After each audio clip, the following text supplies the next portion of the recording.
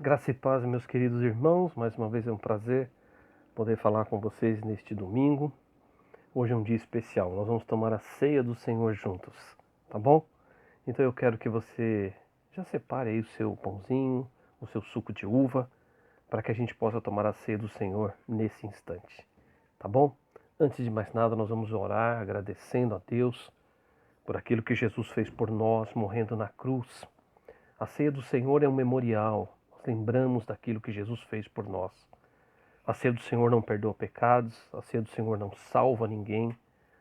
A ceia do Senhor é simplesmente uma lembrança daquilo que Jesus fez por nós. Tá bom? Vamos orar? Pai, muito obrigado por esta tarde, por esta noite. Pedimos a tua bênção sobre esse instante. E muito obrigado porque podemos tomar a ceia do Senhor e lembrar, Senhor, daquilo que Jesus fez por nós na cruz. É a nossa oração em nome de Jesus. Amém. Em 1 Coríntios capítulo 11, quero ler a passagem bem conhecida de vocês.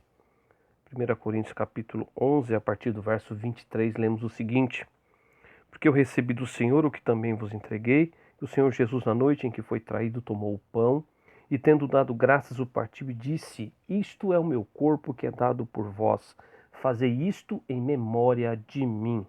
Por semelhante modo, depois de haver ceado, tomou também o cálice, dizendo: Este cálice é a nova aliança no meu sangue. Fazei isto todas as vezes que o beberdes, em memória de mim. Por isso, nesse instante, meus irmãos, eu quero que você aí, um representante do lar, distribua o pão, o suco de uva. O meu já está aqui preparadinho, tá bom? O meu pãozinho também está aqui, tá? Acho que dá para vocês verem aí. Distribua então para os seus familiares, distribua o suco de uva e distribua o pão também, tá bom? Todo mundo já pegou? Todo mundo já está aí com o seu cálice e com o seu pãozinho? Muito bem, eu já peguei aqui também o meu, tá bom? Eu gostaria que neste instante, irmãos, em memória do corpo de Jesus, que foi moído pelos nossos pecados, comamos todos juntos, tá bom?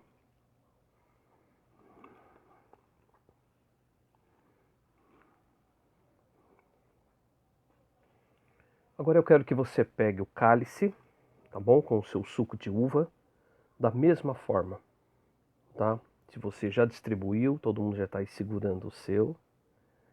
E vamos, em memória do sacrifício de Jesus, bebamos todos juntos.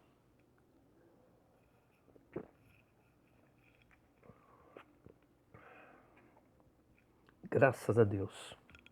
É tão bom poder tomar a ceia do Senhor com os irmãos, lembrando daquilo que Jesus Cristo fez por nós. Amém? Deus te abençoe, tá bom? Quando acabar a mensagem, eu quero que você dê um abraço bem forte aí no seu irmão, na sua esposa, nos seus filhos, tá bom? Porque a ceia do Senhor fala sobre comunhão, não é? A comunhão entre a família de Deus, tá ok? Bom, vamos lá, vamos meditar na palavra de Deus.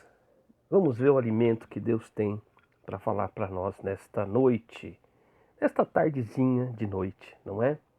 O tema da nossa mensagem é o perdão de Deus. Já que nós tomamos a ceia, eu resolvi falar sobre o perdão. Eu quero ler o Salmo capítulo 32, o verso 1 e 2, tá bom? Salmo 32, o verso número 1 e o verso número 2, a gente vai aprender algo sobre o perdão de Deus, tá bom? Já abriram aí a Bíblia? Todo mundo junto comigo? Então vamos lá. O texto diz assim: Bem-aventurado aquele cuja iniquidade é perdoada, cujo pecado é coberto. Bem-aventurado o homem a quem o Senhor não atribui iniquidade e em cujo espírito não há dolo. Amém? Queridos, o perdão é um dos grandes temas da Bíblia. E nós somos instruídos que a morte de Cristo trouxe perdão ao homem. Perdão da culpa que caía, né, sobre todos os indivíduos no mundo. A ira de Deus estava sobre o ser humano e o perdão resgata essa amizade entre Deus e o homem. O perdão foi total e não parcial.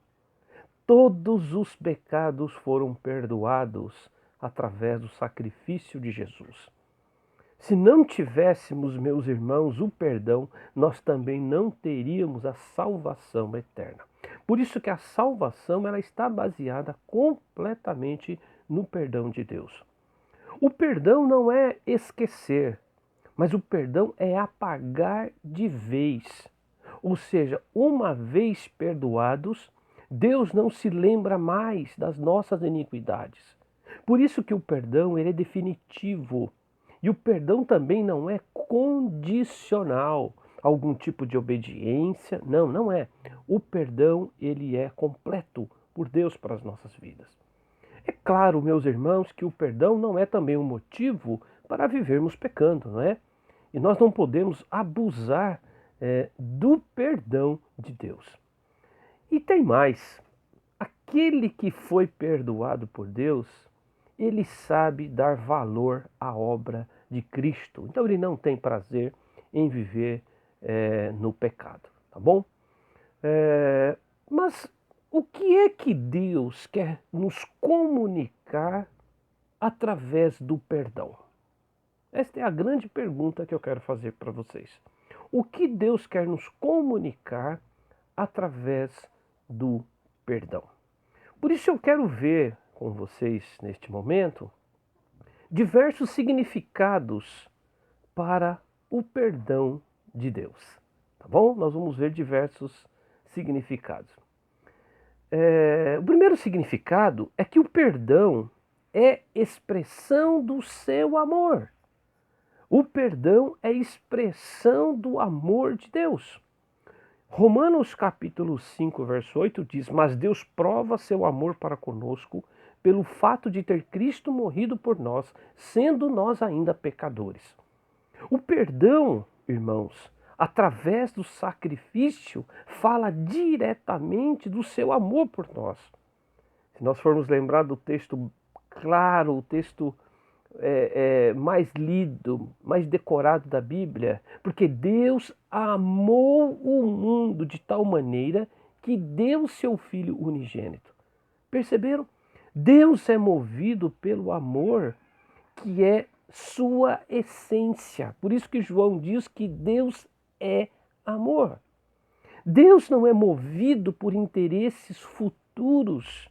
Deus não é movido por interesses, por exemplo, de serviço nosso para com Ele. Deus é movido completamente pelo seu amor. Os homens agem por interesse, mas Deus age por amor ao homem. Por isso que o perdão ele é completo por causa do seu amor para conosco. E o perdão é sem restrição, não é? Por causa do amor. Ninguém tem maior amor do que este. Um verso bíblico, né? Referindo-se ao Senhor Jesus Cristo. Por isso que o perdão é expressão do amor de Deus, tá bom? Um segundo significado que nós aprendemos é que o perdão é expressão de sua graça. O perdão é expressão de sua graça. Efésios capítulo 2, verso 10 diz: porque pela graça sois salvos. Acredito, irmãos, que depois do perdão, a graça é o segundo maior tema da Bíblia. A graça é o favor imerecido de Deus ao homem. A graça é quando Deus dá ao homem aquilo que ele não merece. O homem não merecia o perdão, mas Deus dá o perdão para o homem. O homem nunca será merecedor do perdão, mas por causa da graça de Deus, o homem ele é perdoado, ele é aceito por Deus. Por isso que o perdão de Deus, ele está baseado na sua maravilhosa graça. O perdão de Deus está baseado na sua maravilhosa graça. O juízo de Deus nos condena, mas a graça perdoa. Infelizmente, muitos querem viver debaixo da lei, não é? Muitos querem viver debaixo das obras, pensam que através de suas obras e de uma moralidade podem conseguir o perdão ou a salvação eterna de Deus. Deus não aceita o sacrifício humano. O único sacrifício que Jesus aceita é o sacrifício do Senhor Jesus Cristo por nós. E através do sacrifício de Jesus, Deus concedeu perdão para mim e também para você. A salvação é um presente de Deus concedido, meus irmãos, por sua maravilhosa graça. A graça de Deus. Terceiro lugar, terceira expressão que nós vamos, terceiro significado, não é, para entendermos o perdão de Deus, é que o perdão também é expressão de sua paz, tá? Vamos lembrar que o perdão é uma expressão do seu amor, o perdão é uma expressão da sua graça e, por último, o perdão é expressão de sua paz. Romanos capítulo 5, verso 1 diz: justificados, pois, mediante a fé, temos paz com Deus. O perdão concede a paz com Deus e a paz de Deus. Tem muita diferença, não é? Mas nós vamos falar de uma maneira geral, tá? A paz sugere que Deus não é um Deus de guerra, não é um Deus de violência. Deus não tem prazer nos confrontos, na rebeldia, na facção, na brutalidade. Deus tem prazer na paz. Por isso que em Mateus capítulo 5, verso 9, diz: bem-aventurados pacificadores, porque eles serão chamados de filhos de Deus. Por isso, irmãos, o que depender de nós cristãos, nós devemos viver em paz com todos os homens. Aquele que experimentou o perdão de Deus, ele vive em paz consigo mesmo, com Deus e com o seu semelhante. Por isso que é de estranhar nos nossos dias as guerras, as ameaças que os cristãos querem fazer para o mundo. Isso é de se estranhar muito, porque nós temos um Deus que é um Deus de paz. Não é um Deus de violência, de confronto, de brutalidade. Esse não é o nosso Deus. Por isso que o perdão é expressão direta da sua paz nos nossos corações. Eu quero concluir esta palavra dizendo o seguinte: se você já experimentou o perdão de Deus, você conhece o amor, a graça e a paz de Deus. As três grandes virtudes, elas precisam ser repassadas à humanidade. A humanidade conhece muito pouco sobre o amor, sobre a graça e sobre a paz de Deus. A desorganização do pecado fez com que os próprios cristãos não expressem suas virtudes ao mundo, infelizmente. E talvez nós precisamos retomar o cristianismo nesse sentido. Nós temos hoje um cristianismo muito ralo, nós temos um cristianismo muito superficial. Sabe por quê? Porque nós ainda não entendemos o perdão de Deus. Nós não entendemos que nós fomos perdoados, nós fomos completamente remidos, meus irmãos, por causa do sacrifício de Cristo. E esse perdão é uma expressão direta do seu amor, é a expressão direta da sua graça, é uma expressão direta da sua paz. Leve esta palavra, meus irmãos, durante esta semana, guarde no seu coração, reflita sobre ela, porque Deus nos perdoou. Amém? Que Deus te abençoe, que Deus te ilumine, Deus ilumine a sua mente, para que você possa compreender cada vez mais a palavra de Deus. Meus queridos, continue em oração. Não sabemos ainda quando que vamos voltar, está muito confuso ainda os nossos governantes. Nós estamos seguindo as orientações da nossa própria Associação Batista. Então não fique nervoso, fique chateado. A igreja está no lar. Reúna com sua família em oração, leia a palavra, fortaleça o seu coração durante esse tempo em que nós estamos em isolamento, tá bom? Eu quero que você nunca esqueça de orar pelas nossas famílias, pelas nossas crianças e também pelos nossos adolescentes. Que Deus fortaleça as nossas vidas, tá bom? Deus te abençoe. Que você tenha um restinho de domingo abençoado e que esta semana você possa se unir conosco.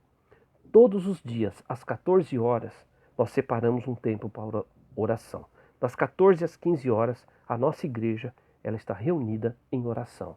Cada um no seu trabalho, na sua atividade, em casa, às 14 horas, todo mundo para e ora, não é, pela igreja. Então faça isso conosco. Tenho certeza que Deus vai abençoar muito a sua vida, tá bom? Forte abraço no coração, tá bom? E aquele beijo forte, tá bom? Deus te abençoe e tchau, tchau.